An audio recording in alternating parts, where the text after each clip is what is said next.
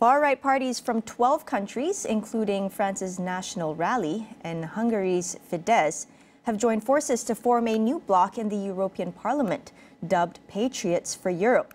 This comes after Ursula von der Leyen claimed victory with her center-right European People's Party last month. Karisma Putra Abdulrahman from Bait al-Amanah weighs in on what's contributing to the far-right's gains in the EU.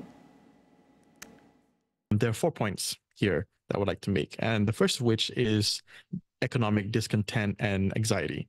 So the ongoing economic challenges, including the fallout from the COVID-19 pandemic, have left many Europeans feeling quite marginalized and disenchanted.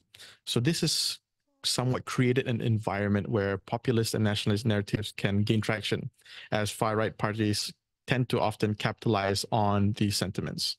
Number two, migration and refugee concerns. So the influx of migrants and refugees into Europe in recent years has really fueled this really strong anti-immigrant rhetoric and sentiment, which the far-right parties have exploited, of course. And they often promote narratives that dehumanize and scapegoat these vulnerable groups. Number three is the dissatisfaction with the mainstream parties. So voters' frustration with the perceived failure of traditional political parties to address their concerns in recent years has led them to look for alternatives, to look elsewhere to feel represented. And so this has kind of come in the form of far-right populist movements. And number four, the normalization of extremist views. The gradual normalization of once unthinkable political views in Europe has paved the way for the far right's increasing acceptance and success. The increasing shift towards the far right also has several implications, largely impacting EU policies and institutions.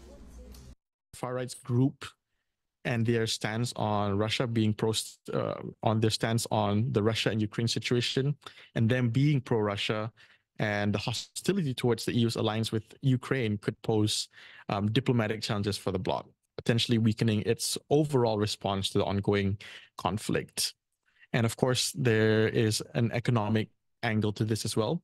The far right's Euroscepticism and potential undermining of the EU's economic integration could lead to increased economic uncertainty and volatility, and this could potentially impact the euro and the competitiveness of their single market.